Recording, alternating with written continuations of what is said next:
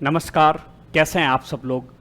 Thumbnail में जैसा कि आप लोग देख पा रहे हैं, यूजीसी नेट के पेपर के सॉल्यूशन का ये वीडियो आप तक पहुंचा रहे हैं। हालांकि आप लोगों के मन में एक प्रश्न उठ रहा है कि जब पेपर रद्द ही हो चुका है तो अब इसके मिलान करने से क्या फ़ायदा है। पेपर रद्द होना एक अलग विषय है जो चिंता का विषय है, इसमें कोई दो राय नहीं है। हम आशा करते हैं कि गवर्नमेंट इसके संदर्भ में कोई सख्त कदम अवश्य उठाएगी, लेकिन इस पेपर में जो प्रश्न पूछे गए वो प्रश्न आप लोगों के लिए आगामी परीक्षाओं की तैयारी के लिए बेहद महत्वपूर्ण है। और वापस जब नेट का पेपर आप लोगों के आयोजित होगा उसमें भी आपको बहुत सारा जो इससे हेल्प मिलेगी। तो आप इस वीडियो को पूरा देखें। इस पूरे पेपर को, जो मेरे पास में जो पेपर है उसकी आंसर सहित, सॉल्यूशन सहित मैं टेलीग्राम चैनल में इसकी पीडीएफ को शेयर करूंगा। आप हमारे टेलीग्राम चैनल में अवश्य जुड़े, उसका लिंक मैं कमेंट्स बॉक्स में दे रहा हूं। सुरेंद्र सिंह राजपुरोहित पॉलिटिकल साइंस, आप टेलीग्राम चैनल को सर्च भी करेंगे तो आप उसमें जुड़ पाएंगे। यदि मेरे से मोटे मोटे स्तर पर पूछा जाए कि पेपर कैसा था, तो मेरा जो विश्लेषण है उसके आधार पर यह पेपर न तो बहुत अधिक जटिल था न बहुत अधिक सरल था। इस पेपर के थोड़ा सा सरल होने का कारण यही है कि विकल्प जो दिए गए वो विकल्प एक तरफा दे दिए गए, यानी कि 4 जो पूछे गए इसमें तथ्यात्मक जो भी चीजें पूछी गई, यदि एक के बारे में जानकारी है तो आपका प्रश्न सही हो जाएगा। उसके कारण थोड़ा सा अधिकतम विद्यार्थी इसमें 100 में से, मैं केवल पॉलिटिकल साइंस के प्रश्नों की बात कर रहा हूं, 100 में से अधिकतम विद्यार्थी 70 के आसपास इसमें रहेंगे। 60 या 70 के बीच में तो स्टूडेंट अधिकतम रहेंगे, उसका कारण यही है। लेकिन इस पेपर में एक और विशेष बात जो आप लोगों को जानकारी होनी चाहिए, जहां तक मैंने इस पेपर को देखा है, आपने देखा कि लगभग अधिकांश के क्रम पूछ लिए गए। किस किस के क्रम पूछ लिए गए? आज तक के राष्ट्रपति के क्रम पूछ लिए गए और उपराष्ट्रपति के क्रम पूछ लिए गए। मैंने आज तक किसी भी पेपर में, एक ही पेपर में इतने सारे क्रम के प्रश्न कभी नहीं देखे। राष्ट्रपति, उपराष्ट्रपति, लोकसभा अध्यक्ष, यानी कि किसी को छोड़ा ही नहीं। लोकसभा अध्यक्ष, सुप्रीम कोर्ट के मुख्य न्यायाधीश, और सुप्रीम कोर्ट के मुख्य न्यायाधीश, मुख्य निर्वाचन आयुक्त तक के क्रम पूछ लिए गए। मुख्य निर्वाचन आयुक्त,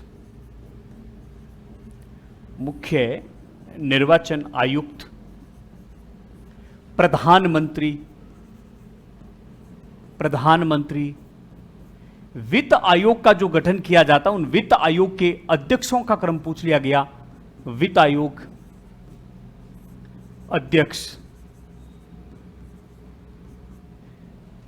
इनकी राष्ट्रपति, उपराष्ट्रपति, प्रधानमंत्री, लोकसभा के अध्यक्ष, मुख्य न्यायाधीश, मुख्य निर्वाचन आयुक्त, वित्त आयोग के अध्यक्ष और भी एक आधा का क्रम हो सकता है। इनकी जिस विद्यार्थी ने सब पदाधिकारियों के, संवैधानिक पदाधिकारियों के क्रम याद करके वो गया है तो उसकी तो बल्ले बल्ले हो गई, लेकिन यदि किसी ने क्रम याद नहीं किया इनके तो फिर उसके लिए गड़बड़ हो गया। तो ऐसी स्थिति में क्या होता है कि जो विद्यार्थी इन सब क्रम को याद करके जाते हैं उनको तो एक तरफा फायदा हो जाता है, क्योंकि कम से कम 1 2 3 4 5 6 7 और एक आधा और भी होगा, मुझे सब याद नहीं आ रहा है, 7 से 8 पदाधिकारियों के क्रम पूछ लिए गए। और जो बिल्कुल इनको टच भी नहीं करके गए उनके प्रश्न थोड़ी दिक्कत रहेगी। हालांकि इन सब क्रम को आसानी से किया जा सकता था यदि एक के बारे में भी आपको जानकारी है, क्योंकि विकल्प इस प्रकार से दिए गए थे। एक तो मैंने ये चीज नोट की है। दूसरा, इसमें आप लोगों ने यदि पेपर में नोट किया है तो सीटें पूछ ली गई, स्थानों का आवंटन पूछ लिया गया। किस किस का पूछ लिया गया? लोकसभा में किस राज्य में कितनी सीटों का आवंटन है, यह पूछ लिया गया। और राज्यसभा में आवंटित सीटें पूछ ली गई। राज्यों की विधानसभा की सीटें पूछ ली गई। यहां तक कि SC ST की सीटें भी पूछ ली गई। लोकसभा के अंदर किस राज्य में कितनी आवंटित है। तो लगभग और भी स्थानों में जितने प्रश्न बन सकते थे सब प्रकार के प्रश्न यहां पर दे दिए गए। लोकसभा की सीटें पूछ ली, एक जगह तो पूछ लिया अवरोही क्रम पूछ लिया, एक जगह ये पूछ लिया कि किस में कितनी आवंटित है। इस प्रकार से सारी की सारी सीटें पूछ ली गई, कुछ भी छोड़ा ही नहीं। लोकसभा, राज्यसभा, विधानसभा, SC ST की लोकसभा में सीटें, एक इस प्रकार के प्रश्न बहुत अधिक थे। दूसरा, एक बात यदि आप लोगों ने और नोट किए तो अधिकतम प्रश्न तथ्यात्मक थे। वर्ष यदि आपको याद है तो वो उन प्रश्नों को आप हल कर पाते हैं। और यदि 4 विकल्प में से 5 विकल्प में से एक का वर्ष भी आपको याद है तो भी आराम से प्रश्न हो जाते हैं। एक और बात, पुस्तकें काफी अच्छी संख्या में पूछी गई, पुस्तकें काफी अच्छी संख्या में पूछी गई, तो लगभग पूरा पेपर जो है इसके आसपास था। लेकिन इस पूरे पेपर में 10 से जो 15 प्रश्न थे, 10 से जो 15 प्रश्न थे वो अपने आप में बेहद शानदार थे, बहुत सुंदर प्रश्न थे, बहुत अच्छे प्रश्न थे। वो प्रश्न आपके फर्स्ट ग्रेड के एग्जाम के पॉइंट ऑफ व्यू से काफी महत्वपूर्ण मुझे लगते हैं। एक और बात जो मुझे लगता है आप लोगों के साथ साझा करनी चाहिए, एनसीईआरटी। मैं अक्सर कहता हूं कि 12th की एनसीईआरटी की जो 2 किताबें हैं, यदि ये 2 किताबें आप नहीं पढ़ते हैं तो पॉलिटिकल साइंस से किसी भी पेपर को आपको देने का हक ही नहीं है। मैं इसलिए कह रहा हूं क्योंकि यहां से जो प्रश्न आ रहे हैं आपने कॉलेज व्याख्याता में देखे, आप लोगों ने स्कूल लेक्चरर के आज तक जितने भी पेपर हुए उनमें आप लोगों ने देखा, इवन आईएएस के पेपर में भी यहां से प्रश्न पूछे गए। और इस पेपर में भी कम से कम मैं अलग से एक वीडियो लेके आऊंगा कि कक्षा 12th की एनसीईआरटी से कौन कौन से प्रश्न थे, अलग से वीडियो लेके आऊंगा। लेकिन जहां तक मुझे लगभग 10 से 12 प्रश्न या इससे भी अधिक प्रश्न कक्षा 12 की एनसीईआरटी से थे, स्वतंत्र भारत की राजनीति और समकालीन विश्व की जो राजनीति है, इन दोनों किताबों से। और मैंने पूरी की पूरी 12th की एनसीईआरटी यूट्यूब चैनल पर करवा रखी है। इस कक्षा को प्रारंभ करने से पहले, प्रश्नों को हल करवाने से पहले, न केवल हम आंसर की बात करेंगे बल्कि यह भी चर्चा करेंगे कि आंसर क्यों हैं। इस पहले वीडियो में हम 50 प्रश्नों की चर्चा करेंगे क्योंकि 100 प्रश्न एक वीडियो में संभव नहीं, कम से कम 2 घंटे का वीडियो बहुत ज्यादा हो जाएगा। पहले भाग 1 में हम 1 से 50 प्रश्न की चर्चा करेंगे, इनकी 51 से 100 तक बात करेंगे और फिर 101 से 150 तक के प्रश्नों के बारे में चर्चा करेंगे। यदि आप स्कूल व्याख्याता राजनीति विज्ञान से तैयारी कर रहे हैं तो आप हमारे टेलीग्राम चैनल में जुड़े, आप हमारे मोबाइल ऐप पॉलिटिकल एकेडमी को अवश्य प्ले स्टोर से जाकर डाउनलोड करें। आपको इस प्रकार का लोगो दिखाई देगा, पॉलिटिकल एकेडमी, आप इससे जरूर जुड़ें, आप इसको डाउनलोड करें, हमारे कंटेंट को देखें और टेलीग्राम से जरूर जुड़े क्योंकि हमारे कंटेंट में से जो भी प्रश्न आए इस नेट के पेपर में मैंने विथ हाईलाइट करके पूरी की पूरी एक पीडीएफ आप लोगों के साथ में साझा कर रहा हूं। ये केवल इसलिए कर रहे हैं कि पॉलिटिकल एकेडमी के डिजिटल प्लेटफॉर्म से जो हमारे विद्यार्थी जुड़े हुए हैं उनकी संतुष्टि के लिए कि आप बिल्कुल सही प्लेटफॉर्म पर हैं और हमने जिस लेवल का कंटेंट दिया है प्रश्न अधिकतम वहां से कवर हो रहे हैं, ये हम सब लोगों के लिए सुखद समाचार है। दूसरी बात, कदापि आपको यह नहीं सोचना है कि इस पेपर में जो पॉलिटिकल साइंस के प्रश्न है इसी लेवल के स्कूल व्याख्याता का पेपर आएगा, नहीं, उसका लेवल बहुत अलग प्रकार का रहेगा। नेट के पेपर अलग प्रकार के होते हैं, स्कूल व्याख्याता के जो राजस्थान में पेपर बन रहे हैं, कॉलेज व्याख्याता के जो पेपर बन रहे हैं उनका लेवल अलग प्रकार का है। तो लेकिन इससे बहुत सारी हेल्प आप लोगों को मिलेगी। मैंने कहा 10 से 15 प्रश्न ऐसे थे जो वास्तव में हमारे लिए काफी अहमियत रखते हैं। हालांकि बहुत सारे जो प्रश्न हैं, जितने भी प्रश्न आप लोग हम चर्चा करेंगे, ये सभी प्रश्न आपको पॉलिटिकल साइंस से किसी भी सब्जेक्ट की आप तैयारी कर रहे हो उसमें आपको हेल्प देंगे। इस पेपर में आर्टिकल के काफी अच्छे प्रश्न थे, सरल आर्टिकल पूछे गए थे और भी कॉन्स्टिट्यूशन के जो प्रश्न थे, भारतीय राजनीति से अधिक प्रश्न पूछे गए थे। लगभग प्रश्न आप आसान से करने वाले थे। कौन से ऐसे प्रश्न थे जिसको करने में आप लोगों को जोर आया होगा, उसके बारे में हम चर्चा कर रहे हैं। इस वीडियो को आप जरूर देखें, विद्यार्थियों तक शेयर जरूर करें। ये बहुत महत्वपूर्ण बातें। पेपर रद्द हो गया एक अलग विषय है, लेकिन प्रश्न तो महत्वपूर्ण है ना पूर्व। और सबसे बड़ी बात है कि इसमें यदि आपने पूर्व परीक्षाओं के वीडियो देखे हैं, पूर्व परीक्षाओं के पेपर यदि आपने देखे हैं तो लगभग 40% पेपर इसको आप कवर कर सकते थे केवल पूर्व परीक्षाओं के प्रश्नों के आधार पर। बहुत से ऐसे प्रश्न थे जो रिपीट हुए हैं, 19-20 उनमें अंतर हो सकता लेकिन रिपीट हुए हैं, तो उस दृष्टिकोण से देखें तो भी आपके लिए काफी महत्वपूर्ण चीज है। 51 प्रश्न आपको नहीं ठीक से दिख रहा है तो मैं इसको बोल के उच्चारित कर दूंगा। मैंने जो टेलीग्राम में जो प्रश्न पत्र डाला है उसी प्रश्न पत्र की सीक्वेंस के अनुसार मैं इसको हल करवा रहा हूं, वही पेपर मैंने यहां पर लिया है।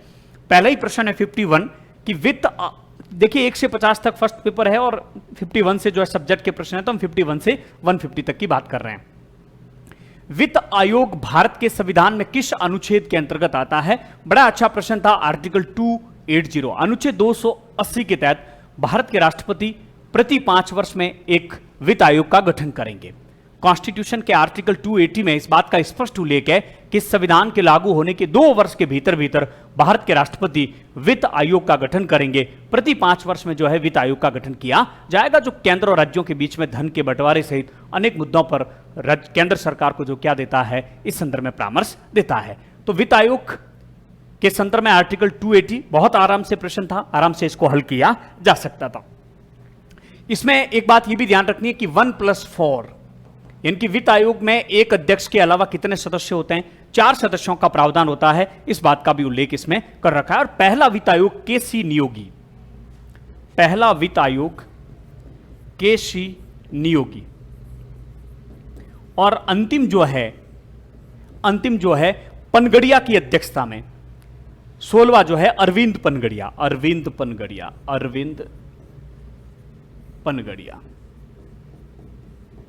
तो केसी नियोगी की अध्यक्षता में प्रथम और 16वां मैंने आपको बताया है अरविंद पनगड़िया। अनुच्छेद 280 के तहत इसका राष्ट्रपति के द्वारा गठन किया जाता है और 1+4 का इसमें रहस्य रहता है।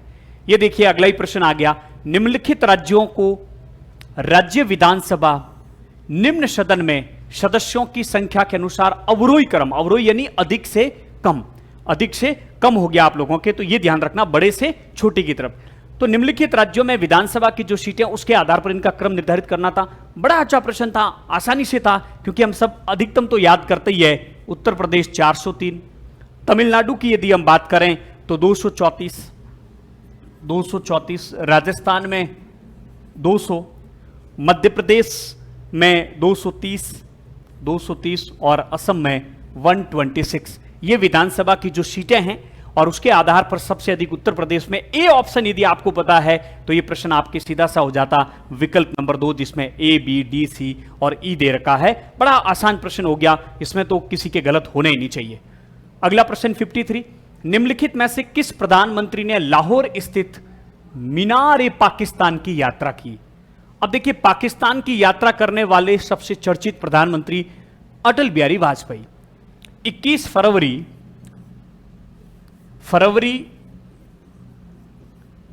1999 में अमृतसर से लाहौर बस यात्रा की थी अटल बिहारी वाजपेयी के द्वारा। 20 फरवरी 1999 को अटल बिहारी वाजपेयी जो है अमृतसर से लाहौर की यात्रा करते हैं नवाज शरीफ के भी साथ में। नवाज शरीफ के साथ में द्विपक्षीय समझौतों पर भी वो हस्ताक्षर करते हैं। अतः अटल बिहारी वाजपेयी के द्वारा ही मीनार-ए-पाकिस्तान की क्या की गई? यात्रा की गई। ये प्रश्न भी बहुत सरल हो गया, क्योंकि इसके ठीक बाद कारगिल युद्ध हुआ था। वो सारा घटनाक्रम हम सब लोगों को पता है। 1998 में भारत ने भी परमाणु परीक्षण किए पोखरण में, चंगई पहाड़ी पर पाकिस्तान ने भी परमाणु परीक्षण किए थे। तो ये घटनाक्रम तो हम सबको याद है, बड़ा इजी प्रश्न था, इसमें भी किसी प्रकार की कोई दिक्कत आप लोगों की होनी नहीं चाहिए। एक तरफ नेता दिए गए और दूसरी तरफ जो है उनसे संबंधित राजनीतिक दल दिया गया। हम सब जानते हैं कि ज्योति जो बसु है वो सीपीआई से संबंधित है। अब केवल ये एक फैक्ट आप लोगों को पता है, और हम ये जानते हैं कि दीनदयाल उपाध्याय भारतीय जनसंघ से संबंधित है, जिसकी स्थापना 1951 में श्यामा प्रसाद मुखर्जी के द्वारा की गई। एनसीईआरटी 12 ये प्रश्न आराम से आप लोगों के हल हो जाता है। ये अटल बिहारी वाजपेयी वाला भी एनसीईआरटी 12 से आराम से आप लोगों के हल हो जाता है। तो ये दोनों प्रश्न जो है एनसीईआरटी से आपके हल हो जाते हैं, 12th की एनसीईआरटी ठीक से पढ़ के गए। तो इस आधार पर ए में 3, तो ए में 3 यानी कि मैंने पहले ही कहा आपको विकल्प इस प्रकार से दिए गए कि आपका प्रश्न गलत हो ही नहीं सकता है। एक भी उसमें से आपको सही जानकारी है तो आपका गलत नहीं होगा। तो ज्योति बसु सीपीआई-एम से संबंधित, उसके बाद में दीनदयाल उपाध्याय भारतीय जनसंघ से संबंधित, राजा दिनेश सिंह कांग्रेस पार्टी से संबंधित, और भगत सिंह कोश्यारी भारतीय जनता पार्टी से संबंधित। अगला प्रश्न, उसके बाद में 55 थोड़ा सा बड़ा करूं क्या? इसको आपको नहीं दिख रहा है तो ये लीजिए, ठीक है। हाथरॉन प्रयोगों ने एक गतिविधि का पथ प्रशस्त किया जिसे निम्नांकित नाम से जाना जाता है। तो इसका उत्तर आपके प्रबंध संबंधी मानवीय उपागम है। लोक प्रशासन के प्रश्नों को मैं ठीक से ज्यादा एक्सप्लेन नहीं कर पाऊंगा, और पॉलिटिकल साइंस वालों पे ज्यादातर मैं बात करूंगा। अगला प्रश्न देखिए, बड़ा अच्छा प्रश्न था, an introduction to the study of the law of the constitution. और ये पुस्तक आप सब जानते हैं डाइसी की पुस्तक है, और बड़ा अच्छा प्रश्न था, गलत होना ही नहीं चाहिए था ये प्रश्न भी। और डाइसी की जो ये पुस्तक है,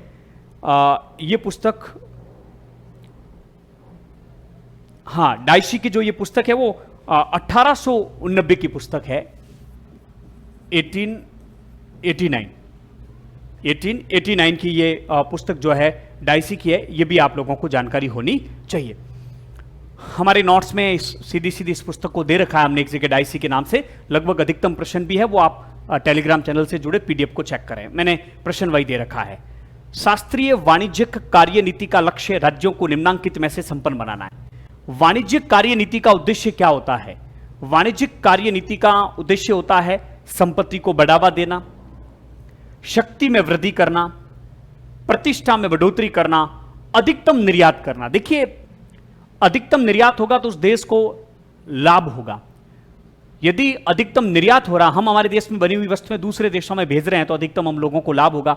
यदि आयात अधिक हो रहा है तो वो फिर संतुलन बिगड़ जाता है आयात निर्यात का। तो कोई भी देश चाहता है कि मैं आयात कम से कम करूं, अधिक से अधिक निर्यात करूं, तो अधिकतम निर्यात का प्रयास रहता है। लेकिन आयात को बढ़ावा और निर्यात को कम करना जो है संपन्न नहीं बनाता, इससे नुकसान होता है। जिस देश में आयात अधिक होता है, निर्यात कम होता है, उसको विदेशी मुद्रा कम प्राप्त होती है, उस देश की मुद्रा विदेशों में जाती है। तो बड़ा सरल प्रश्न था, इसमें ए, बी, सी और डी हो जाएगा। ए, बी, सी और डी, 3 नंबर विकल्प इसमें आप लोगों के क्या हो जाएगा? सही हो जाएगा। प्रश्न नंबर यह आपका है 57। उसके बाद में 58, किस संविधान संशोधन अधिनियम द्वारा आंतरिक सुरक्षा अधिनियम मीसा 1971 में इंदिरा गांधी के द्वारा इसको बनाया गया था, 9वीं अनुसूची में इसको डाला गया था। लेकिन मोरारजी देसाई की सरकार के समय 1978 में इसको समाप्त किया गया था। और किस संविधान संशोधन हो जाएगा 1978? 44 अमेंडमेंट 1978, जिसके तहत 9वीं अनुसूची से इसको हटाया गया। हालांकि ये 44 अमेंडमेंट 1979 में जो क्या होता है, लागू होता है। अगला प्रश्न, द ओरिजिन्स ऑफ टोटलिटेरियनिज्म नामक पुस्तक के लेखक कौन है? बड़ा अच्छा प्रश्न है और बहुत ही इंपॉर्टेंट प्रश्न रहता है। हन्ना अरेंट के बारे में हम लोग बात करते हैं। हन्ना अरेंट ने सर्वाधिकारवाद का जबरदस्त विरोध किया है। जर्मनी, मूलतः जर्मनी से संबंधित हन्ना अरेंट जो है 1951 की इनकी ये पुस्तक है। और हिटलर के आतंक के कारण, चूंकि यहूदी से संबंधित है हन्ना अरेंट, और हिटलर ने किस प्रकार से यहूदियों को जर्मनी में मौत के घाट उतारा, इसके कारण हन्ना अरेंट महिला है, इस बात का भी आप लोगों को ध्यान रखना है। अमेरिका में चली जाती है और उसके बाद में लंबे समय तक वहीं रहते हुए सर्वाधिकारवाद की जबरदस्त इसके द्वारा आलोचना की जाती है। इस पुस्तक को हिंदी में हम सर्वाधिकारवाद के मूल स्रोत और हन्ना अरेंट के अनुसार विचारधारा और आतंक, ये सर्वाधिकारवाद के 2 आधार है जिसके माध्यम से व्यक्ति के जीवन को, समाज में प्रभुत्व स्थापित किया जाता है। हन्ना अरेंट से संबंधित 2 प्रश्न इस पेपर में पूछ लिए गए। द ह्यूमन कंडीशन पुस्तक, ऑन वाइल्डेड पुस्तक, इस प्रकार से जो है पुस्तकें हन्ना अरेंट से संबंधित है। हन्ना अरेंट की पुस्तकें काफी चर्चित है, काफी महत्वपूर्ण है, हर एग्जाम में यहां से प्रश्न आता रहता है। अगला इसको थोड़ा सा बड़ा कर देता हूं, आप लोगों को दिख जाएगा। ये पेपर से ही मैंने पीडीएफ बनाई है, अलग से पैनल पीडीएफ तैयार नहीं की इसकी। देखिए, मोटे तौर पर लोकतंत्र शब्द का अर्थ है, थोड़ा सा इसमें दिक्कत थी तो विकल्प ए और ई में दिक्कत हो सकती थी। देखिए, विशेषाधिकार और पदानुक्रम पर आधारित समाज। लोकतंत्र में समानता का अधिकार होता है। विशेषाधिकार जो राजतंत्रात्मक शासन व्यवस्था होती है उनमें एक विशेषाधिकार वाला वर्ग, एक विशेषाधिकार विहीन वर्ग होता है। लोकतंत्र में सभी के पास में समान अधिकार होते हैं। यह अलग बात है कि संवैधानिक जो पदाधिकारी है, राष्ट्रपति है, राज्यपाल, उनके लिए विशेषाधिकारों का कॉन्स्टिट्यूशन में उल्लेख है, लेकिन बाकी सब हमारे देश में बराबर है लोकतंत्रात्मक शासन व्यवस्था में। समान अवसर और व्यक्तिगत योग्यता पर आधारित, बिल्कुल सही है। बहुमत के शासन के सिद्धांत पर जिस राजनीतिक दल को बहुमत मिलता है उसकी सरकार बनती है। वोट के लिए सभी आपस में संघर्ष करते हैं। सार्वजनिक कार्यालयों को भरने का एक साधन है। सार्वजनिक कार्यालयों को भरने का मतलब है कि वही लोग सत्ता में आएंगे जो अधिकतम मत प्राप्त कर लेते हैं।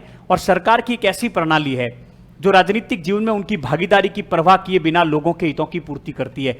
देखिए, प्रत्यक्ष लोकतंत्र में तो लोग प्रत्यक्ष रूप से राजनीति में भागीदार होते हैं, लेकिन अप्रत्यक्ष लोकतंत्र जैसे आज का जो लोकतंत्रात्मक शासन व्यवस्था है उसमें व्यक्ति अप्रत्यक्ष रूप से सहभागी होता है। केवल चुनाव के समय मत देकर वो अपना काम करता है। सक्रिय रूप से कुछ ही लोग राजनीतिक व्यवस्थाओं में भाग ले पाते हैं। तो सभी लोगों की राजनीतिक भागीदारी नहीं होते हुए भी जो हमारे प्रतिनिधि है वो जनहित में विभिन्न प्रकार के कार्य करते रहते हैं। तो ए गलत हो गया, तो सीधा सीधा इसका उत्तर आप लोगों की हो गया बी, सी, डी और ई। ये भी बहुत सरल प्रश्न मैं कहूंगा, कहीं दिक्कत इसमें आप लोगों की होनी नहीं चाहिए। प्रश्न नंबर ये 60 का उत्तर था।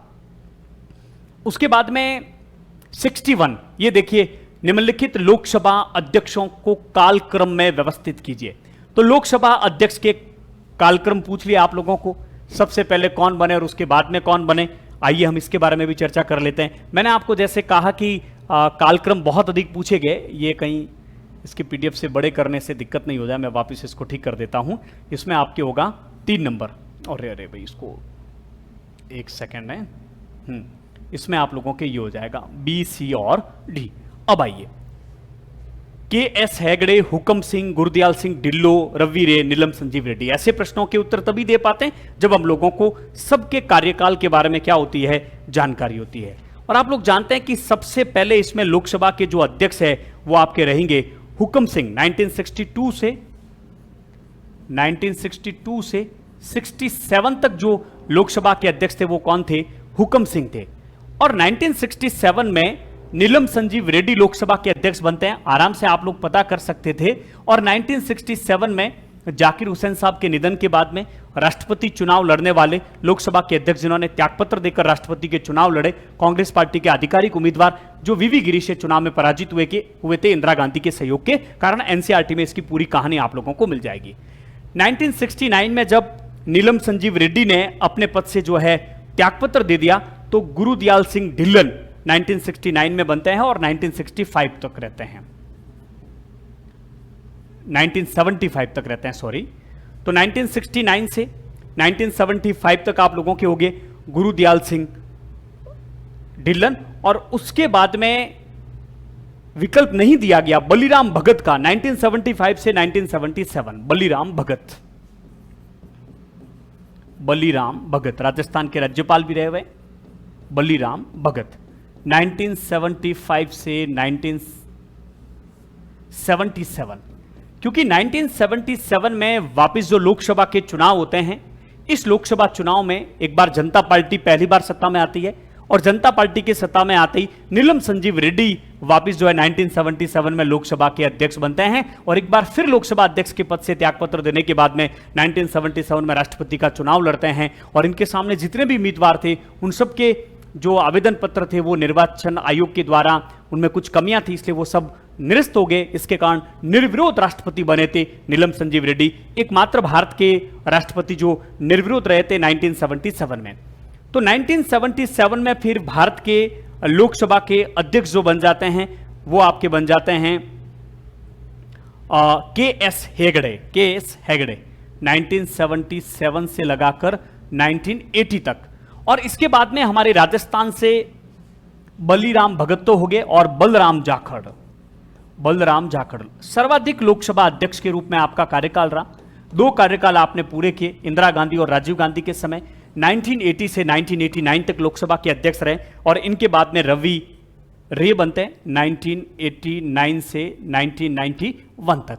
अब यदि एक आपको जानकारी थी कि हुकम सिंह जो है 1962 में बने, तो बी का विकल्प केवल 1 में ही दे रखा है, अच्छा 2 में दे रखा है। इसमें देखिए, इसमें थोड़ा सा फंसाने का मामला हुआ है। तो हुकम सिंह के बाद में आपके बन गए थे नीलम संजीव रेड्डी और डी में है, तो आपका विकल्प हो गया 3 सही। इस प्रकार से इनके क्रम यदि आप लोग याद करके गए या आगामी परीक्षाओं में भी आप लोगों को याद करने, तभी इस प्रकार के प्रश्नों के आप उत्तर दे पाएंगे, अन्यथा इस प्रकार के प्रश्नों के उत्तर आप लोग नहीं दे पाएंगे। अगला प्रश्न तो बहुत सरल था, मुझे नहीं लगता है किसी के गलत हुआ होगा कि भारतीय संविधान की विशेषताएं जो हमने किस देश से ग्रहण की, आप सब जानते हैं। मौलिक अधिकार हमने अमेरिका से लिए, नीति निदेशक तत्व हमने आयरलैंड से लिए, आपातकालीन शक्तियां जो है जर्मन संविधान से और मौलिक कर्तव्य सोवियत संघ रूस से। तो मौलिक अधिकार अमेरिका 1 में 3, ये एक पता था तो 4 नंबर विकल्प सही हो गया, बाकी आप लोगों को दिमाग लगाने की आवश्यकता ही नहीं थी। ये एनसीईआरटी से पूछा गया सीधा सीधा प्रश्न था, एनसीईआरटी में इसका उत्तर मिल जाता। आसियान की स्थापना 1967 में हुई और 5 संस्थापक देशों ने बैंकॉक घोषणा पत्र पर, कई बार यह प्रश्न पूछा जाता, बैंकॉक घोषणा पत्र पर हस्ताक्षर करके 5 देशों ने आसियान की स्थापना की। उन 5 देशों का मैं कई बार सूत्र भी बताता हूं कि इमली थासी, कमला विदा और इमली थासी, ये जो 5 देश थे इमली थासी वाले, इंडोनेशिया, मलेशिया, फिलीपींस, थाईलैंड और सिंगापुर, ये संस्थापक देश थे। इसके बाद में 5 देश और जुड़ गए, कमला विदा, कंबोडिया, म्यांमार, लाओस, वियतनाम और ब्रुनेई दारुसलाम। तो ये 10 सदस्य है आसियान में। यदि एक विकल्प आपको पता है तो 1 में 3, ये 3 नंबर विकल्प आप लोगों के सही हो गया। इस प्रकार से यूरोपीय संघ की स्थापना एनसीईआरटी में दे रखी है 1992 में मास्ट्रिस्ट संधि के तहत, या 1993 दे रखा है वैसे, मास्ट्रिस्ट संधि के तहत जो है यूरोपीय संघ की स्थापना हुई।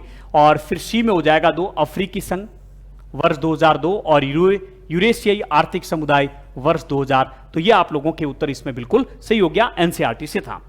पंचायती राज संस्थाओं के कार्यकरण की समीक्षा करने के लिए जनता पार्टी के द्वारा गठित समिति कौन सी थी?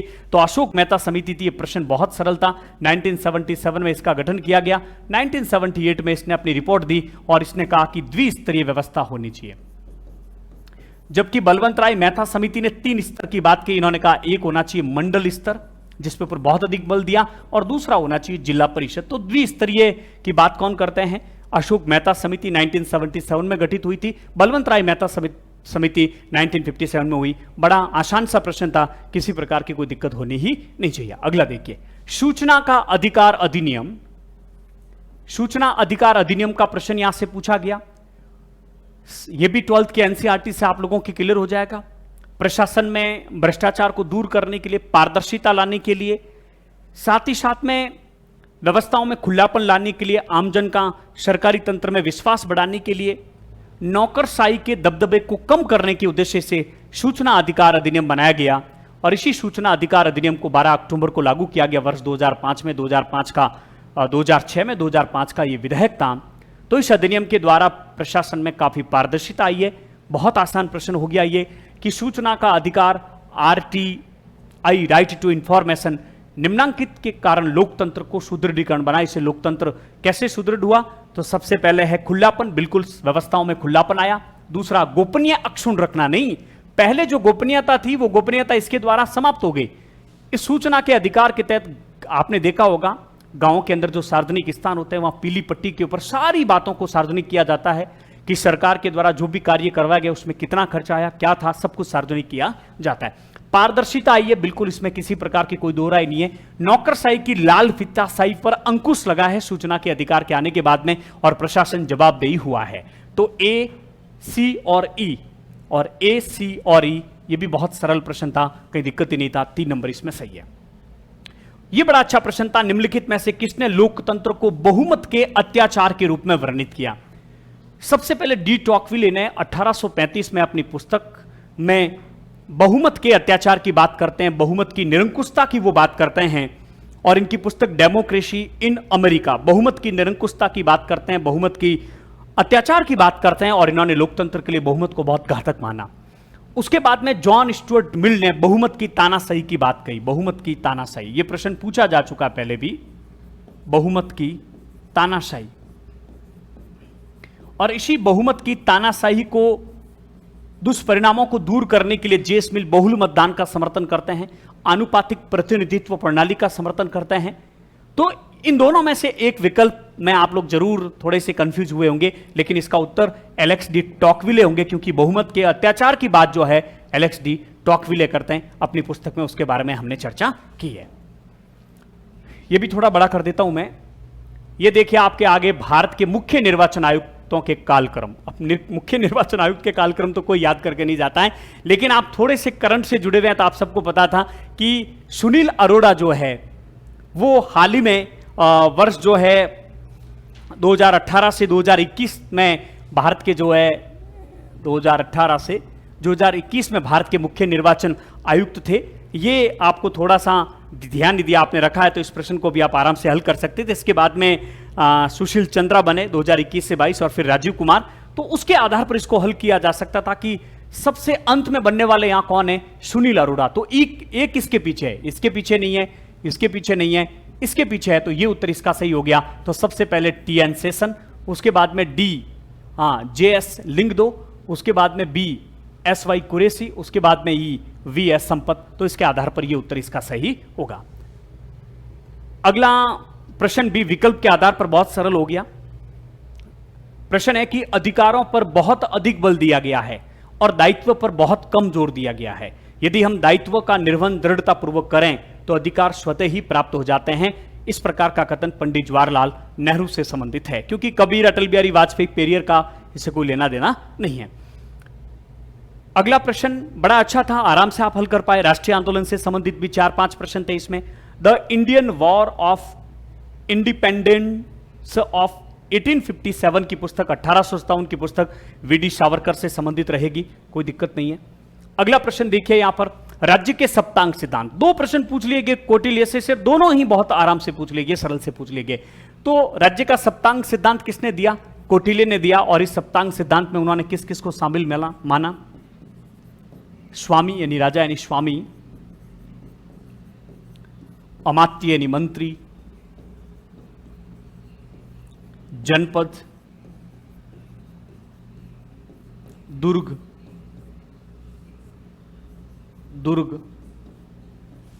कोष,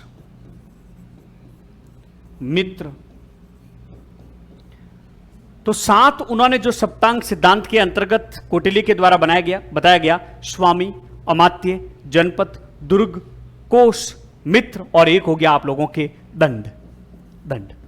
ध्यान रखना इसमें कहीं पर भी शत्रु नहीं है, कहीं पर भी इसमें शत्रु नहीं है। ये 7 बताया और 2 प्रश्न थे यहां से, और मुझे नहीं लगता कौटिल्य ने, जिसको थोड़ा बहुत भी पढ़ा है, ये 7 चीजें तो उसको याद ही है, तो उत्तर हो गया कौटिल्य। अगला, निम्नांकित में से किस पुस्तक में हर्बर्ट मॉर्केंज्यू फ्रैंकफर्ट स्कूल से संबंधित थे, जो 1923 में जर्मनी के फ्रैंकफर्ट शहर में स्थापित की गई। बाद में हिटलर के आतंक के कारण इसको अमेरिका में स्थानांतरित कर दिया गया, फिर वापस इसको जो है फ्रैंकफर्ट में स्थापित किया गया। बहुत से नव मार्क्सवादी से जुड़े थे। हर्बर्ट मॉर्केंज्यू ने उन्नत औद्योगिक समाज के उपयोगितावादी लक्षण को उजागर किया, जो आतंक और खुली क्रूरता पर नहीं। हर्बर्ट मॉर्केंज्यू ने कहा कि वर्तमान में जो उन्नत प्रौद्योगिकी जो समाज है, यह लोगों की अधिकतम आवश्यकताओं की पूर्ति कर देता है, और यह आतंक और खुली क्रूरता नहीं है, लेकिन छुपे रूप में एक मीठे जहर के रूप में लोगों का इसके द्वारा शोषण किया जाता है। आवश्यकताओं के व्यापक छल योजन और नियंत्रण के प्रयास की उनकी अभिक्षमता पर आधारित है, जिसे आधुनिक प्रौद्योगिकी ने संभव बनाया है। और हर्बर्ट मॉर्केंज्यू ने इसके आधार पर अपने जो विचार रखे कि ये जो आधुनिक जो प्रौद्योगिकी जो समाज है, ये एक तरह की मिथ्या चेतना को बढ़ावा देता है, झूठी चेतना को बढ़ावा देके मानव को अपने शिकंजे में कसकर रखता है। ये मिथ्या चेतना भय और उपभोक्तावाद पर आधारित है, जिसमें लोगों की अधिकतम आवश्यकताओं की पूर्ति हो जाती है। उन्होंने अपनी जो पुस्तक थी वन डायमेंशनल मैन, एक आयामी मानव, जिसने मानव को एक आयामी बना दिया है, इसके कारण पूंजीवाद के संपर्क के साधनों को बड़ी चालाकी से इस्तेमाल करते हुए पीड़ित वर्ग को संवेदनहीन बना दिया है, और इस उपभोक्तावादी संस्कृति के कारण सृजनात्मक जो स्वतंत्रता है वो पूर्ण रूप से मानव को एक आयामी बना दिया है।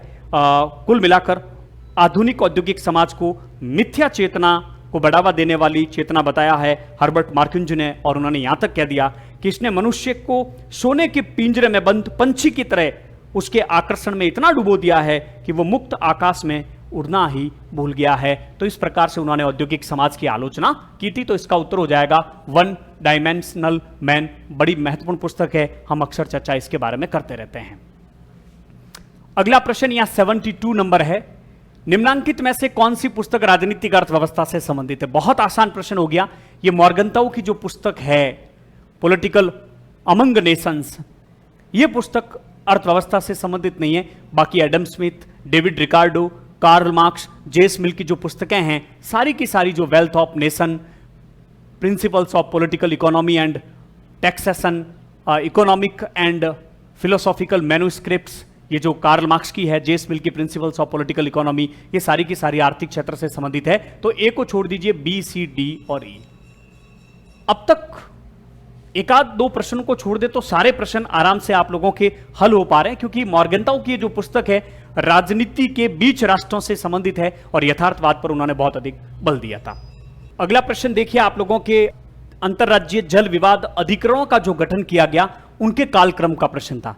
इसमें से यदि आपको एक का अधिकरण का गठन कब किया गया, उसका कालक्रम भी यदि आपको पता था तो इस प्रश्न को भी आप आराम से कर सकते थे। जैसे गोदावरी जल विवाद अधिकरण का गठन 1969 में किया गया। महानदी जो जल विवाद है उसका गठन, अधिकरण का गठन 2018 में किया गया। जबकि रावी और व्यास का गठन किया गया था 1986 में। 1986 में कावेरी जो जल विवाद है काफी चर्चित है, 1990 में। और अंत में महानदी वर्ष 2010 के अंदर इसका गठन किया गया था, अधिकरण का 2010। अब देख लीजिए, सबसे पहले तो ए ही आएगा, तो ए इसमें भी है, ए इसमें भी है। उसके बाद में 1986 है तो सी आएगा, तो सी इसमें है, इसमें ई आ गया, तो ये 4 नंबर आप लोगों के बिल्कुल सही हो गया। ये प्रश्न आप लोगों के द प्रैक्टिस ऑफ मैनेजमेंट पुस्तक किसकी है, तो पीटर ड्रकर की ये पुस्तक है। सीधा सीधा फैक्ट के आधार पर प्रश्न था, एक प्रश्न ऊपर छूट गया है कि मीनोब्रुक फर्स्ट सम्मेलन का आयोजन किस वर्ष हुआ था, 1968 में हुआ था। तो ये दोनों तथ्य आधारित थे, एक में 3 उत्तर सही है, एक में 2 उत्तर आप लोगों के सही है। ये लोक प्रशासन से संबंधित जो है आप लोगों के प्रश्न है, बड़ा अच्छा प्रश्न है ये भी। एक पुस्तक का नाम या एक का सिद्धांत भी आप लोगों को पता है। जैसे आप लोगों को ये तो लोक प्रशासन को आपने बहुत सामान्य स्तर पर पढ़ा होगा, तो भी आपको पता होगा कि मानवीय संबंध का उपागम जो है किससे है, एल्टन मेयो से संबंधित है। तो 1 में 4 केवल इसमें है, तो ये आप लोगों के बिल्कुल हल हो गया। तो बी में आप लोगों के 3 हो गया, जैसे बद्ध, युक्ति, युक्तता, हर्बर्ट सिमोन। सी में 1 हो गया, अंशदान, संतुष्टि, संतुलन, चेस्टर बर्नार्ड। और डी में 2 हो गया, आत्मशुद्धि, आप लोगों के अब्राहम मैस्लो। अगला प्रश्न देखिए, इसको थोड़ा सा बड़ा करता हूं, ठीक से इसको समझते हैं। बड़ा अच्छा प्रश्न था ये आप लोगों के, लगभग 60 के आसपास प्रश्न हमारे कंटेंट में से आए हैं, जितना हमने स्कूल लेक्चरर के पॉइंट ऑफ व्यू से जो पाठ्यक्रम हमने करवाया है अब तक, जितना पढ़ाया है, क्योंकि अभी इंडियन थिंकर हमारे पढ़ाने हैं, तो 7-8 प्रश्न तो इंडियन थिंकर में से भी थे इसमें। जॉन मेनार्ड किन्स पूंजीवादी अर्थशास्त्री की अर्थव्यवस्था की आलोचना करते हैं, और पूंजीवादी की आलोचना करते हुए इन्होंने कहा कि पूंजीवाद के कारण आर्थिक मंदी आई है, पूंजीवाद के कारण बेरोजगारी बढ़ी है, पूंजीवाद के कारण लोगों को बहुत अधिक नुकसान हुआ है। तो इसके संदर्भ में कौन सा कथन सही है, तो जॉन किन्सवाद भी इनको कहा जाता है, केन्सवाद या किन्सवाद। हमने राज्य टॉपिक में बहुत ढंग से इसको क्लियर किया था। तो इसके कारण 1930 में आर्थिक मंदी आई, इनका ऐसा कहना था। बेरोजगारी बढ़ी है पूंजीवाद के कारण, बाजार ताकतों ने मजदूरी घटाई है, यह भी इनके अनुसार सही है। माल और सेवाओं के लिए मांग में कमी आ गई है, यह बात भी सही है, क्योंकि औद्योगिक समाज होने के कारण, पूंजीवाद होने के कारण अधिक से अधिक उत्पादन के साधनों में वृद्धि हुई है। तो वस्तुओं का तो बहुत अधिक निर्माण हो गया है, लेकिन मांग में कमी आ गई, क्योंकि अत्यधिक मशीनीकरण के कारण वस्तुओं का निर्माण हो गया। तो ऐसी स्थिति में मशीनों से काम होने लग गया, तो रोजगार के साधनों में जो है कमी आ गई है। माल अत्यधिक उत्पादित हो गया, लेकिन माल बिक नहीं रहा है, तो ऐसी स्थिति में आर्थिक मंदी की स्थिति आ गई है। और इसने सर्वत्र समृद्धि और प्रसन्नता का प्रादुर्भाव हुआ नहीं, इससे समृद्धि नहीं बढ़ी, इससे प्रसन्नता नहीं बढ़ी, उल्टा इससे क्या हुआ है, नुकसान हुआ है। जॉन मेनार्ड किन्स ने अपनी पुस्तक जो है the general theory of employment, interest and money में मुक्त बाजार का जबरदस्त क्या किया, विरोध किया। तो ई नहीं होगा, ए, बी, सी और डी आप लोगों के 3 नंबर में हैं, तो इसका उत्तर आप लोगों के 3 हो जाएगा 77 में। 74 बड़ा जबरदस्त प्रश्न पूछा गया, पुस्तकें बड़ी अच्छी पूछी गई, जो सबसे महत्वपूर्ण पुस्तकें हम पढ़ाते समय बताते हैं, उन्हीं पुस्तकों में से प्रश्न पूछा गया। पॉलिटिकल पार्टीज, और पॉलिटिकल पार्टीज ये वर्ष 2011 की जो पुस्तक है, ये रॉबर्ट मिशेल्स की है। और रॉबर्ट मिशेल्स का नाम आते ही आप लोगों को याद आ जाना चाहिए कि इन्होंने जो है गुट तंत्र का लोह नियम दिया, वर्ष 2011 की इनकी पुस्तक। और गुट तंत्र का लोह नियम, गुट बड़ा महत्वपूर्ण प्रश्न बनता है, ये भी गुट तंत्र का लोह नियम, हर एग्जाम में यहां से प्रश्न आते हैं, गुट तंत्र का लोह नियम। और इनका मानना है कि चाहे कोई भी संगठन हो, कोई भी राजनीतिक दल हो, कोई भी समुदाय हो, हमेशा सत्ता शक्ति कुछ लोगों के हाथ में केंद्रित रहती है, और वही उस सत्ता का प्रयोग करते हैं, वही उस शक्ति का प्रयोग करते हैं। ये एक तरह का गुट बन जाता है उन लोगों का, ये एक प्रकार का लोह नियम है, ये हर समय हर स्थिति में रहता है। ऐसा इन्होंने, अपन कहता है ये तो लोह की लकीर जैसी बात है, तो इसका उत्तर हो जाएगा रॉबर्ट मिशेल्स। 79 नंबर प्रश्न है ये वाला, ये एनसीईआरटी से सीधा सीधा प्रश्न था। नंबूद्रीपाद सरकार की बर्खास्त की। 1957 में जो विधानसभा के चुनाव हुए, भारत का पहला राज्य बना केरल, जहां कम्युनिस्ट पार्टी को सत्ता प्राप्त हुई। लोकतांत्रिक तरीके से विश्व में पहली बार कम्युनिस्ट पार्टी की सरकार केरल में बनी 1957 में। ईएमएस नंबूद्रीपाद उसके मुख्यमंत्री बने, लेकिन 1959 में अनुच्छेद 356 के तहत केरल की ये जो नंबूद्रीपाद की जो सरकार थी, उसको केंद्र सरकार ने बर्खास्त कर दिया। अनुच्छेद 356 का पहला दुरुपयोग हमारे देश में देखने को मिलता है। 1959 में केरल में नंबूद्रीपाद की सरकार को बर्खास्त किया गया था। तो इसका हो जाएगा आप लोगों के 1959। बस इसके बाद तो सब आराम से मिल जाता है, ये तो सारे विकल्प भी अच्छे थे। ऑपरेशन ब्लू स्टार, पंजाब से आतंकवाद को समाप्त करने के लिए इंदिरा गांधी के द्वारा 1984 में।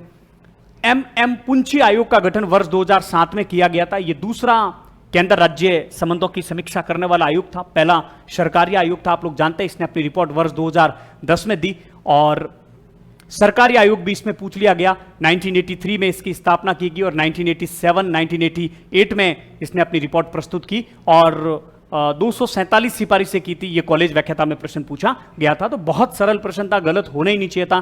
पहले में हो जाएगा आप लोगों के 4, तो ये हो गया आप लोगों के 4 नंबर विकल्प इसके अंतर्गत सही। तो 73 के बाद में 79 के बाद में हम 80 नंबर प्रश्न की तरफ आगे बढ़ते हैं। 3 नंबर सही हो गया। 1 मिनट, 1 में 4, हाँ सही है। 1 में ए में 4 रहेगा, हाँ ठीक है, तो सही है। ए में 4 हो गया, बी में आप लोगों के 2 हो गया, बी में 2। हाँ, कहीं विकल्प लगाने में कई बार मिस्टेक हो जाती है, इसलिए देखना बहुत जरूरी है। अब बड़ा अच्छा प्रश्न है, जबरदस्त प्रश्न है। मुझे लगता है कि यह प्रश्न एक ऐसा प्रश्न था जिसको करने में आप लोगों को दिक्कत आई होगी और प्रश्न ये आपके गलत ही हुआ होगा, क्योंकि माइनस मार्किंग है नहीं तो सब प्रश्न आप लोग अटेंड करके आए, लेकिन ये नए प्रकार का प्रश्न था।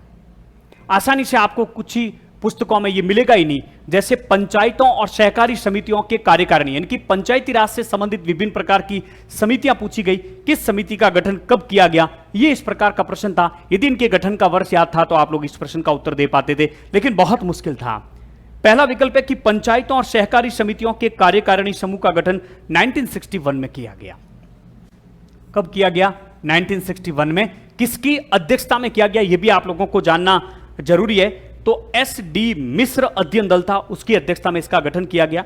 दूसरा विकल्प इसमें आप लोगों के है कि न्याय जो पंचायतों के अध्ययन के लिए जो टीम थी उसका गठन जी.आर. राजगोपाल अध्ययन दल था 1962 में। तो वो 1961 में, ये 1962 में। उसके बाद में पंचायती राज निर्वाचन से संबंधित जो समिति थी वो थी के संतानम समिति 1965। उसके बाद में पंचायती राज प्रशिक्षण केंद्रों की जो समिति थी वो समिति का गठन किया गया 1966 में, जी रामचंद्रन समिति थी 1976। और सबसे अंत में सामुदायिक विकास और पंचायती राज समिति, इसका गठन दया चौबे की अध्यक्षता में 1976। ये 1966 है, ये 1976 है। तो क्रम कहीं चेंज हुआ ही नहीं आपके, तो A B C D E continue इसका उत्तर रहा, ए बी सी डी। लेकिन मुझे पता है दिक्कत कहां हुई होगी, जहां ये सामुदायिक विकास आया, आपने 1952 मान लिया होगा। सामुदायिक विकास कार्यक्रम 1952 में चलाया गया था पंडित जवाहरलाल नेहरू के द्वारा। ये दिक्कत हो गई होगी आप लोगों की, और यदि ये दिक्कत नहीं हुई है तो भी इसको मुझे नहीं लगता किसी ने एबीसीडी किया होगा। ये बिल्कुल आप लोगों की जानकारी से, आपके अध्ययन की सीमाओं से बाहर का प्रश्न था, अच्छा प्रश्न था। इस प्रकार के प्रश्न स्कूल लेक्चर में ज्यादातर आने वाले हैं, तो इस प्रकार का कंटेंट आप लोगों को पढ़ना होगा यदि स्कूल लेक्चर की आप लोगों को पोस्ट निकालनी है। तो 1961, 62, 66, 65, 66 और 1976 ए बी सी डी और ई 4 नंबर विकल्प। ये एक प्रश्न जो बहुत अलग प्रकार का प्रश्न था, मजबूत प्रश्न मैं कहूंगा। उदारवाद आपने खूब बहुत ढंग से पढ़ा है, 81 प्रश्न है। निम्नलिखित में से कौन सा संबंधित है? उदारवाद जो पूंजीवाद से संबंधित है, जो उत्पादन और वितरण के साधनों पर व्यक्ति विशेष के अधिकार का समर्थन करता है, जो अहस्तक्षेप के क्षेत्र का समर्थन करते हैं कि व्यक्ति को अधिक से अधिक स्वतंत्रता प्राप्त होनी चाहिए। जॉन लॉक उदारवाद के जनक है। मनुष्य अपने मस्तिष्क का मालिक स्वयं है, जेस मिल का कहना था। जेस मिल ने नकारात्मक स्वतंत्रता का जबरदस्त समर्थन किया था, विचार और अभिव्यक्ति की स्वतंत्रता का उन्होंने समर्थन किया गया था। और पूंजीवाद उदारवाद के आधार पर ही जो है अमेरिका के नेतृत्व में शीत युद्ध हुआ था। अमेरिका और सोवियत संघ रूस दोनों के बीच में विचारधारा की श्रेष्ठता का जो युद्ध था, एक तरफ साम्यवाद और एक तरफ उदारवाद, पूंजीवाद और समाजवाद के बीच में ये जो संघर्ष था जिसको हम शीत युद्ध के नाम से जानते हैं। कक्षा 12 के एनसीईआरटी से प्रश्न है। ठीक से शीत युद्ध को आपने समझ लिया तो प्रश्न आपके गलत होना ही नहीं था। सोवियत प्रणाली को ठीक से समझ लिया तो प्रश्न आप लोगों के गलत होना ही नहीं था। उदारवाद अधिक से अधिक व्यक्ति की स्वतंत्रता की बात करता, व्यक्ति को मुक्त रखने की बात करता है कि व्यक्ति अपने आप में जो है अपने मस्तिष्क का मालक स्वयं है, वो अपने हित को बेहतर तरीके से जानता है, इसलिए उसके ऊपर किसी प्रकार का कोई अंकुश नहीं होना चाहिए। औद्योगिकृत पश्चिम की विचारधारा, बिल्कुल बात सही है, क्योंकि अमेरिका इसका नेतृत्व कर रही थी, अमेरिकी विचारधारा इसका पूंजीवाद का बढ़ावा दे रही थी, तो बिल्कुल औद्योगिकृत पश्चिमी विचारधारा है। अहस्तक्षेप के गुणों की वकालत कि व्यक्ति के जीवन में कम से कम हस्तक्षेप होना चाहिए। उत्पादन और वितरण के साधनों पर सरकार का बिल्कुल अंकुश नहीं होना चाहिए, जो योग्य होगा वो आगे बढ़ जाएगा। उदयमान औद्योगिक शक्तियों की आकांक्षाओं को परिलक्षित करता है। पूंजीवाद औद्योगिकरण को बढ़ावा देता है, वैश्वीकरण को बढ़ावा देता है, तो औद्योगिक शक्तियों को बढ़ावा देने वाला था।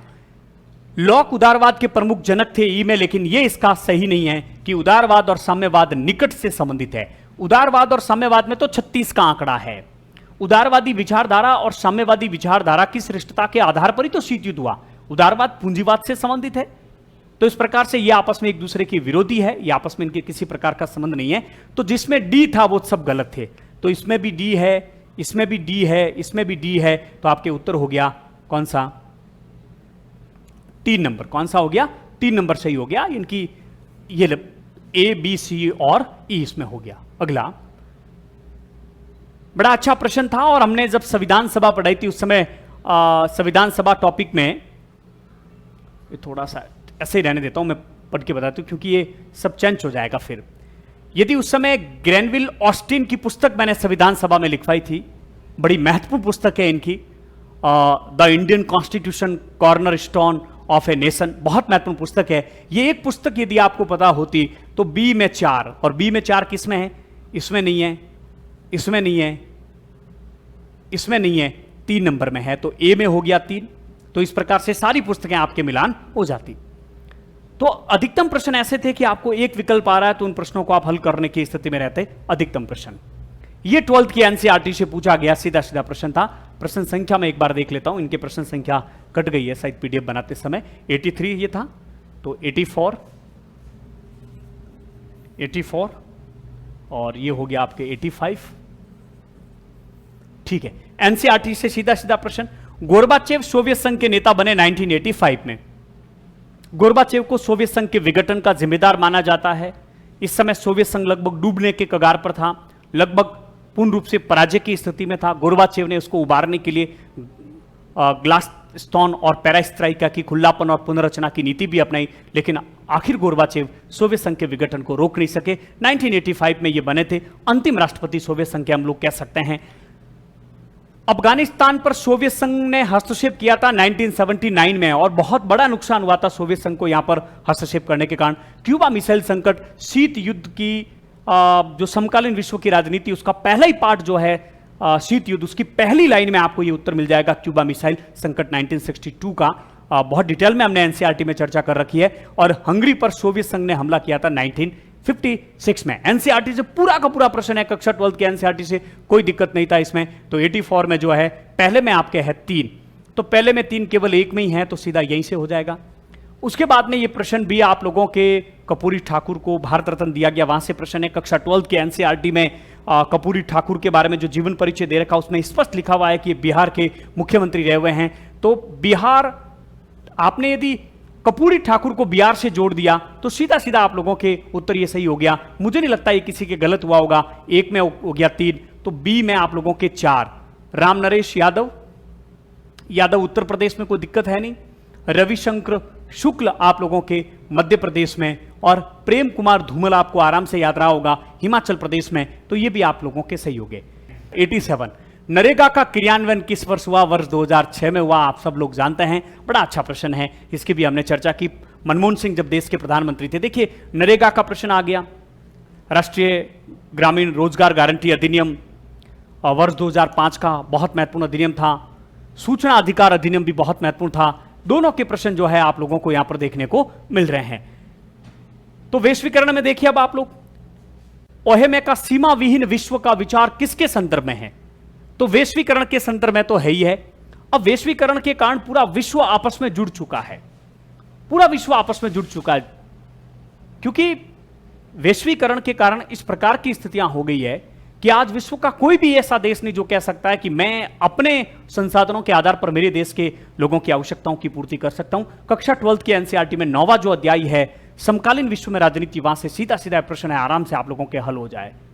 तो इससे पूरा विश्व आपस में जुड़ चुका है। तो वैश्वीकरण और विश्व की अंतर संबंधता इससे संबंधित रहेगी आप लोगों के। तो दो ही विकल्प इसमें सही करने थे, तो फिर हम समाजवाद की तरफ जा ही नहीं सकते हैं, सर्वाधिकारवाद तो हो ही नहीं सकता, कुछ भी नहीं आता। यदि आपको पता था कि सर्वाधिकारवाद ही नहीं होगा तो यहां से ये गलत हो जाता, यहां से ये गलत हो जाता।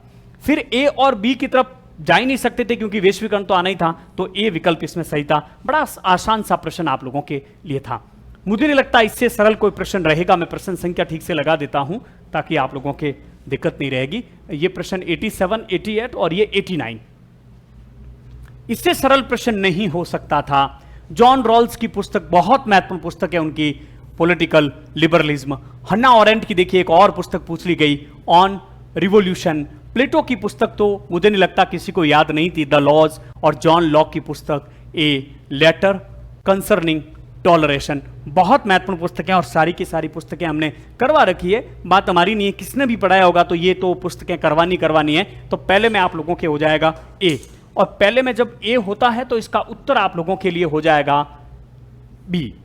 बी में 3 हो गया, ठीक है, तो ये वाला उत्तर आपके हो जाएगा। संगठनात्मक जीवन के पहलू से संबंधित प्रसिद्ध पुस्तक मैन हु मैनेज पुस्तक किसकी है? ये मेल विले डॉल्टन की पुस्तक है, मेल विले डॉल्टन की पुस्तक है। अब ये प्रधानमंत्री का कार्यकाल पूछ लिया गया, तो इसमें देखिए सबसे पहले वीपी सिंह आएंगे, 1989 में बने थे और 1990 तक।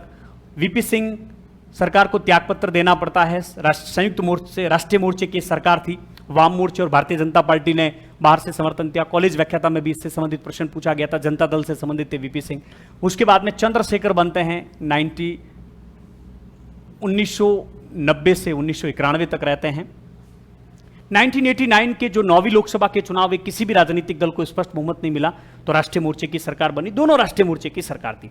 उसके बाद में कांग्रेस के, चूंकि राजीव गांधी की हत्या हो जाती है चुनाव के दौरान, एक रैली को संबोधित करने के लिए वो तमिलनाडु गए थे, लिट्टे के लोगों ने उनकी हत्या कर दी थी क्योंकि श्रीलंका में शांति सेना भेजी थी। पूरी डिटेल में हमने चर्चा की। पीवी नरसिम्हा राव एआईडीएमके के सहयोग से कांग्रेस पार्टी के जो है प्रधानमंत्री रहे थे। उसके बाद में चुनाव होते हैं और उस चुनाव में एक बार फिर किसी राजनीतिक दल को स्पष्ट बहुमत प्राप्त नहीं होता है। भारतीय जनता पार्टी इस चुनाव में सबसे बड़े दल के रूप में उभर कर आई, तो अटल बिहारी वाजपेयी 1996 में बने, लेकिन कुछ ही दिनों के लिए देश के प्रधानमंत्री रहे, बहुमत नहीं जुटा पाए, सरकार गिर जाती है। और उसके बाद में कौन बनते हैं? एचडी देवगौड़ा और आई.के. गुजराल की बारी इसमें आती है। तो कुल मिलाकर वीपी सिंह, डी आपको एक पता है तो एक नंबर सही हो जाता। डी के बाद में बी चंद्रशेखर, चंद्रशेखर के बाद में ई पीवी नरसिम्हा राव, ई के बाद में ए आपके अटल बिहारी वाजपेयी और फिर एचडी देवगौड़ा। बहुत आसान प्रश्न था, कहीं कोई दिक्कत नहीं थी। 92 नंबर प्रश्न, यह प्रश्न पूछा गया कि अनुच्छेद 3 के तहत आप लोग जानते हैं कि नए राज्य बनाना, किसी राज्य की सीमा में परिवर्तन करना, नाम में परिवर्तन करना या फिर नए राज्य का पुनर्गठन करना, यह सब संसद कानून के माध्यम से कर सकती है, अधिनियम के माध्यम से कर सकती है। अनुच्छेद 4 में स्पष्ट लिखा हुआ है कि इसे तो अनुच्छेद 368 की प्रक्रिया का प्रयोग करने की कोई आवश्यकता नहीं है। अनुच्छेद 2 के तहत संसद किसी बाहरी राज्य को, बाहरी प्रदेश को भारत में शामिल कर सकती है। तो अनुच्छेद 3 के तहत कौन कौन से अधिनियम कब कब बनाए गए, तो आप सब जानते हैं। आंध्र प्रदेश भाषाई आधार पर बनने वाला सबसे पहला जो राज्य था वो कौन सा था? आप लोगों के आंध्र प्रदेश था। कक्षा 12 के एनसीईआरटी से प्रश्न है, पहला ही अध्याय जो राष्ट्र निर्माण की चुनौतियां हैं, उसमें राज्यों के पुनर्गठन के बारे में सारी कहानियां दे रखी है। श्री रामलू जो कि आंध्र प्रदेश मद्रास प्रांत से अलग से तेलुगु भाषी लोगों का अलग से राज्य बनाना चाहते थे, 56 दिन तक आमरण अनशन किया और उनकी मांग को नहीं माना गया। 56 दिन के बाद इनकी देहांत हो जाता है। तो ऐसी स्थिति में श्री रामलू के निधन के बाद में आंदोलन उग्र हो जाता। मजबूरन केंद्र सरकार को पहले भाषाई आधार पर राज्य की बात को दिसंबर 1952 में स्वीकार करनी पड़ी और 1953 में जो है राज्य जो है आंध्र प्रदेश पुनर्गठन अधिनियम बनाया गया। जम्मू और कश्मीर पुनर्गठन अधिनियम आप लोग जानते हैं वर्ष 2019 में 31 अक्टूबर 2019 को लागू हुआ था।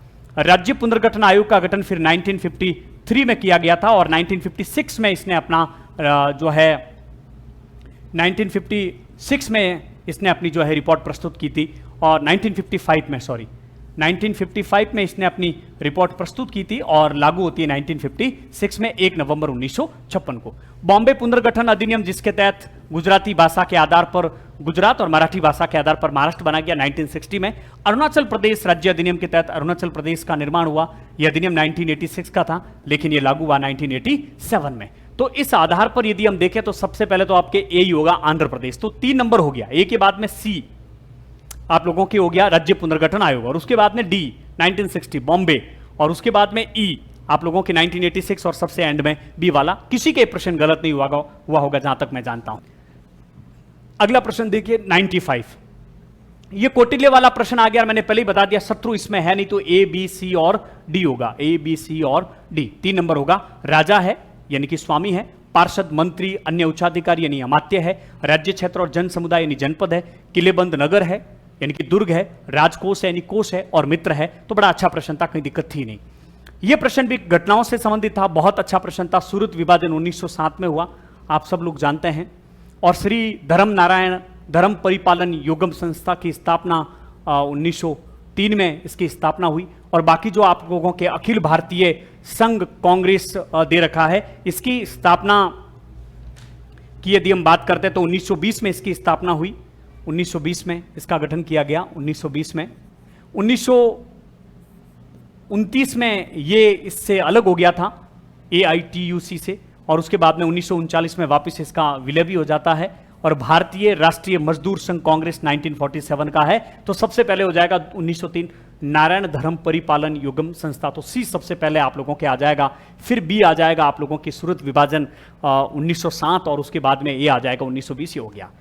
बहुत महत्वपूर्ण पुस्तक है, पढ़ाते समय अक्सर हम कहते हैं कि यहां से तो प्रश्न बनना ही बनना चाहिए, और ये प्रश्न बन गया। लेकिन सबको इस पुस्तक का नाम तो याद ही रहेगा कि पुस्तक किसने है। A vindication of the rights of women, Mary वॉलस्टन craft की ये पुस्तक है। और इस पुस्तक में इन्होंने नारी समानता, पुरुष और महिलाओं के बीच में राजनीतिक और कानूनी समानता की जबरदस्त पुरजोर तरीके से इनके द्वारा मांग उठाई गई। नारी यानी कि नारीवादियों में हम कह सकते हैं कि समान कानूनी और राजनीतिक अधिकारों की मांग करने वालों में जेस मिल के साथ ही जो है मैरी वॉलस्टन क्राफ्ट, बहुत महत्वपूर्ण इसमें इनका योगदान माना जाता है। बड़ी महत्वपूर्ण पुस्तक है vindication of the rights of women. तो बस 3 प्रश्न और हमारे बच्चे। 98 में ये एक अच्छा प्रश्न था, लेकिन इसमें से एक भी आपको फैक्ट ध्यान है तो आपका प्रश्न गलत नहीं होता। यातना संबंधी घोषणा संयुक्त राष्ट्र संघ से संबंधित है, मानवाधिकार से संबंधित है 1975। शरणार्थियों की अवस्थिति संबंधी अधिनियम 1954। महिलाओं के विरुद्ध सभी प्रकार के विभेद को दूर करने संबंधी जो अधिनियम है, यह आप लोगों के हो जाएगा यहां पर, हाँ ये अधिनियम आपके हो जाएगा 1981 में। और बाल संरक्षण जो है 1989 का है, लेकिन लागू 1990 में हुआ। तो पहले में ए सही उत्तर सही हो गया आप लोगों के 4, बी में 3, तो ये भी किसी के मुझे लगाने की गलत हुआ होगा। 1999 बड़ा अच्छा प्रश्न पूछा गया। एक तो पंचायती राज की समितियां पूछी गई और एक ये पूछ ली गई। इस बार समितियां नहीं पूछी गई, कौन सी समिति किससे संबंधित गठित की गई, और बड़ा जबरदस्त प्रश्न था ये। और ये प्रश्न मुझे नहीं लगता यदि किसी का सही हुआ होगा, इसकी संभावना बहुत कम है। तो सबसे पहले यदि हम क्रम से बात करें तो 1985 में गठित हुई थी राष्ट्रीय नगरीकरण आयोग, और 88 में इसने अपनी रिपोर्ट दी। 1985 में गठन और 1988 में इसने अपनी रिपोर्ट दी, राष्ट्रीय नगरीकरण आयोग। और इसका गठन हुआ था CM कुरिया, इसके जो अध्यक्ष थे CM कुरिया। नगर निगम प्रशासन में बजटीय सुधार समिति 1974 गिरिजापति मुखर्जी, 1974 गिरिजापति मुखर्जी। और नगर निगम के कर्मचारियों के सेवा और शर्तों संबंधी जो समिति थी वो थी 1965 BS मूर्ति, 1965 BS मूर्ति। और 1968 में इसने अपनी जो है प्रतिवेदन दिया। ग्रामीण नगरीय संबंधी समिति 1963 SP जैन, 1963 और 1965 में SP जैन। और अंत में कराधान जांच जो समिति है वो है आप लोगों के 1953 से 1954 के बीच में जॉन मथाई, ये 1966 है। जॉन मथाई। एक का भी वर्ष यदि आप लोगों को जानकारी में रहता तो इस प्रश्न को आप आराम से हल कर पाते। 1953 से 1954। अब देखिए सबसे पहले कौन सी आ गई आप लोगों के, सबसे पहले आ गई कराधान जांच समिति, ई सबसे पहले किसमें है, 2 में है। फिर आ गया आप लोगों के डी 1963, फिर आ गया सी आप लोगों के 1965, फिर आ गया बी 1974 और फिर आ गया 1985। तो ये बिल्कुल उल्टा क्रम चल गया आपके, ई डी सी बी और ए। और इससे सरल कोई प्रश्न हो नहीं सकता था कि महात्मा गांधी ने दांडी यात्रा किस वर्ष प्रारंभ की। 1930 1930 में महात्मा गांधी ने दांडी यात्रा प्रारंभ की। तो 51 से लगाकर 100 तक प्रश्न हमने आपको हल करवा दी। ये पीडीएफ मैं टेलीग्राम चैनल में डाल दूंगा, आप इससे देख लेना।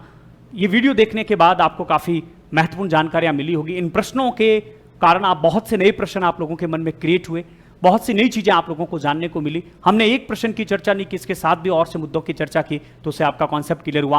अगला जो नेट का पेपर होने वाला लगभग इसी प्रकार के प्रश्न आने वाले, तो इसी प्रकार से आप लोगों को तैयारी करनी चाहिए। अगले वीडियो में हम 101 से लगाकर 150 तक के प्रश्नों की चर्चा करेंगे। तब तक के लिए धन्यवाद। Thank you very much.